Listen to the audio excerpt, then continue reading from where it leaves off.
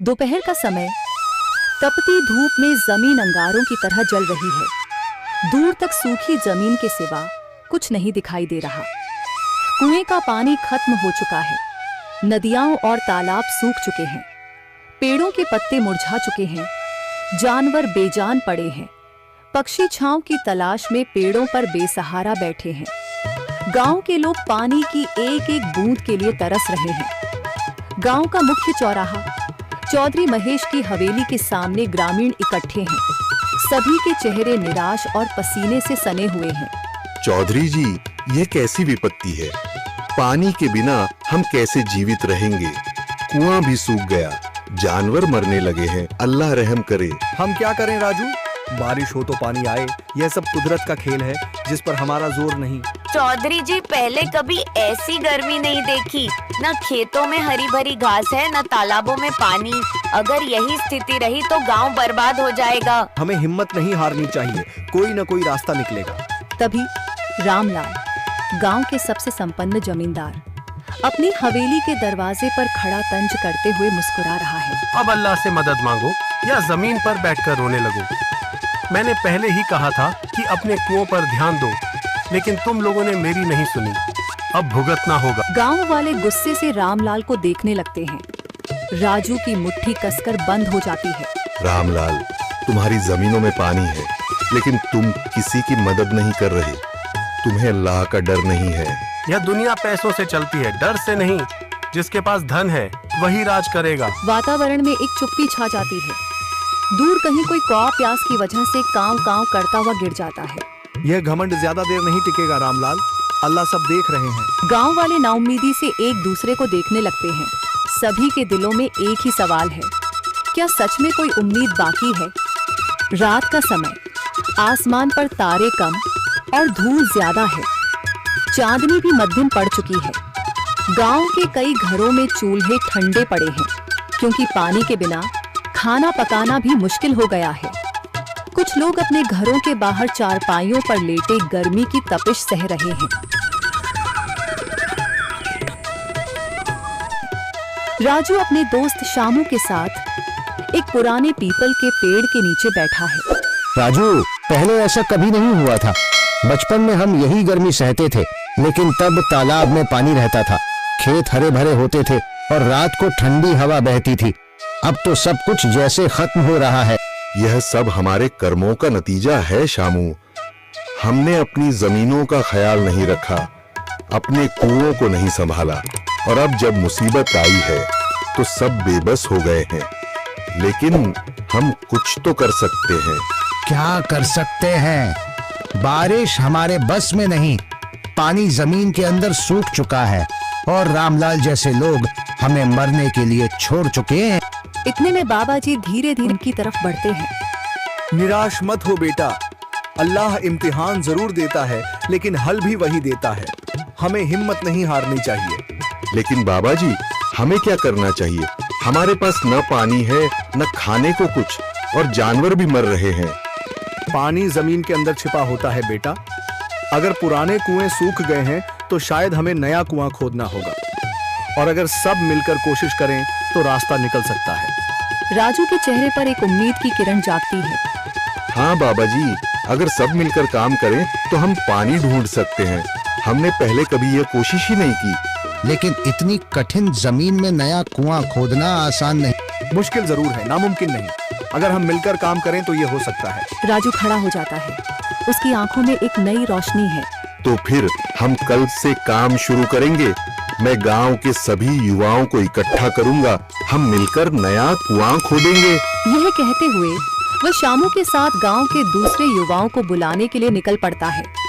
कहीं दूर से गरज की हल्की सी आवाज आती है, जैसे आकाश ने उनकी उम्मीदों की गवाही दे दी हो।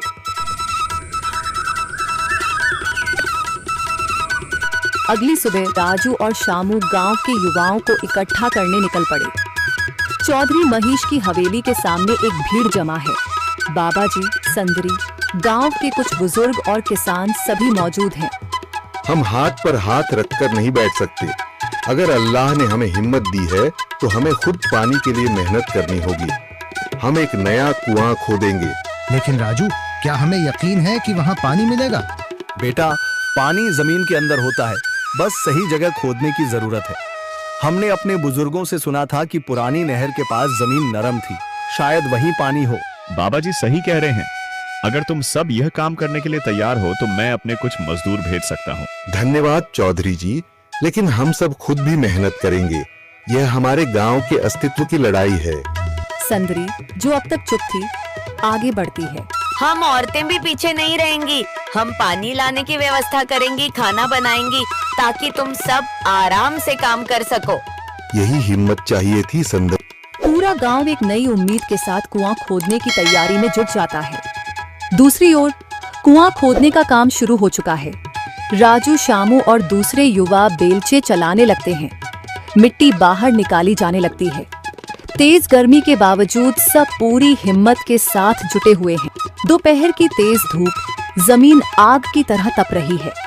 गांव के लोग लगातार कुआं खोदने में जुटे हैं। हाथ छिलने लगे हैं, माथे से पसीना बह रहा है, मगर किसी ने हार नहीं मानी। महिलाएं पानी और सत्तू लेकर आती हैं ताकि पुरुषों को कुछ राहत मिले। हमें और गहराई तक जाना होगा। अब तक सिर्फ सूखी मिट्टी और पत्थर ही निकल रहे हैं। राजू, यह बहुत कठिन काम है। अगर हमें पानी न मिला? अल्लाह मेहनत करने वालों को कभी निराश नहीं करता बेटा। तुम सब अपनी कोशिश जारी रखो, पानी जरूर निकलेगा। हिम्मत मत हारो। अगर अब रुक गए तो फिर कभी पानी नहीं मिलेगा। सभी फिर से जोश में आकर काम में जुट जाते हैं, मगर सूरज की तपिश बढ़ती जा रही है और कई लोगों की सांसें तेज चलने लगती हैं। तभी एक तरफ से रामलाल और उसके आदमी हंसते हुए आते हैं। अरे भाई, तुम्हें लगता है कि जमीन तुम पर रहम करेगी? हाँ हाँ, ना समझ लोग, ये सब बेकार की मेहनत है। रामलाल, हमारा हौसला मत तोड़ो। अगर तुम मदद नहीं कर सकते तो कम से कम मजाक भी मत उड़ाओ। मदद? हाँ, मैं अपने कुएं का पानी बेच सकता हूँ, मगर मुफ्त में नहीं दूंगा। राजू सब अनसुना कर फिर काम में लग जाता है। शाम होने लगती है, लेकिन अभी तक पानी का नामो निशान नहीं। कुछ लोग मायूस होकर पीछे हटने लगते हैं। राजू, शायद रामलाल सही कह रहा है, यह सब बेकार है। नहीं शामू, हमें हार नहीं माननी। अगर आज हार गए तो फिर कभी हिम्मत नहीं कर पाएंगे। तभी अचानक फावड़ा किसी कठोर चीज से टकराता है। एक अजीब सी आवाज आती है।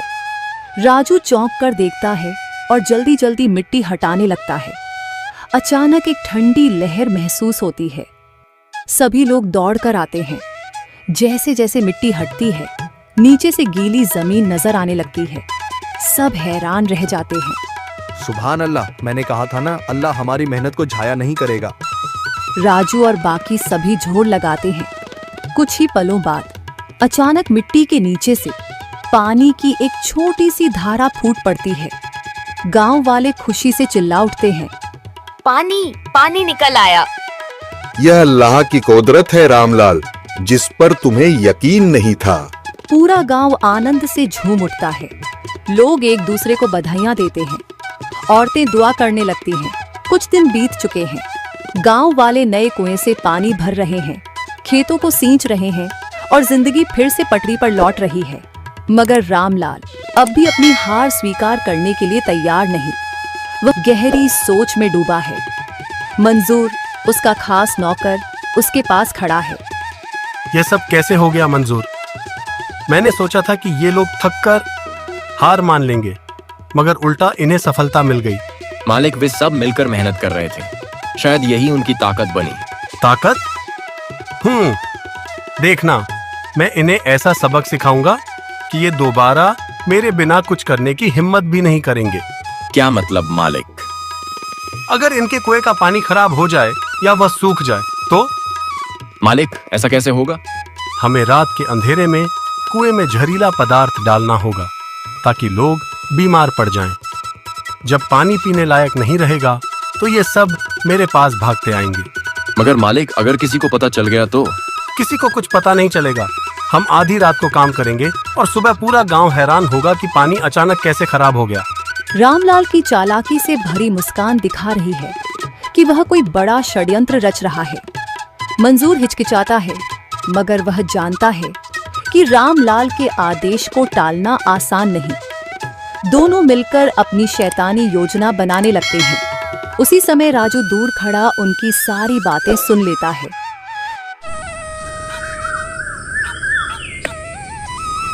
गांव की मुख्य चौपाल में सभी लोग इकट्ठा हैं। बूढ़े, जवान, औरतें, बच्चे, सबकी नजरें रामलाल पर टिकी हैं, जो पंचायत के सामने खड़ा है। मंजूर सिर झुकाए एक ओर बैठा है। बाबा जी, राजू, शामू और अन्य बुजुर्ग सामने हैं और इंसाफ के लिए चर्चा हो रही है। रामलाल, तुम्हारे खिलाफ गंभीर आरोप लग चुके हैं। तुमने पूरे गांव को संकट में डालने की साजिश रची, बच्चों और बुजुर्गों की जान खतरे में डालने की सोची। क्या तुम्हें कुछ कहना है? बाबा जी, मैंने कुछ नहीं किया, ये सब झूठ है। झूठ? मंजूर ने सबके सामने स्वीकार किया है कि यह जहर तुम्हारे कहने पर कुएं में डालने का षड्यंत्र था। रामलाल, तुमने अपनी दौलत के घमंड में हमें कमजोर समझा, मगर याद रखना, गांव वाले सब कुछ सह सकते हैं, लेकिन धोखा नहीं। गांव वाले जोर जोर से चिल्लाने लगते हैं, रामलाल को सजा दो, इसे गांव से निकाल दो। ठीक है, रामलाल को अपने सारे कुएं गांव के हवाले करने होंगे और उसे हमेशा के लिए गांव छोड़ना होगा। पंचायत का फैसला सुनकर गांव वाले खुश हो जाते हैं। रामलाल के चेहरे का रंग उड़ जाता है। नहीं, ऐसा मत करो, मेरे पास सब कुछ है, मगर अगर ये कुएं भी चले गए तो मैं बर्बाद हो जाऊंगा। तुमने गांव को बर्बाद करने की कोशिश की थी और अब तुम्हें अपनी बर्बादी का डर लग रहा है। यही तुम्हारी सजा है। पंचायत का फैसला सुनकर गांव वाले खुश हो जाते हैं। उसे विश्वास नहीं हो रहा कि उसका सब कुछ खत्म हो चुका है। रामलाल को गांव से निकाल दिया जाता है और उसके कुएं गांव वालों को सौंप दिए जाते हैं। गांव में खुशी की लहर दौड़ जाती है।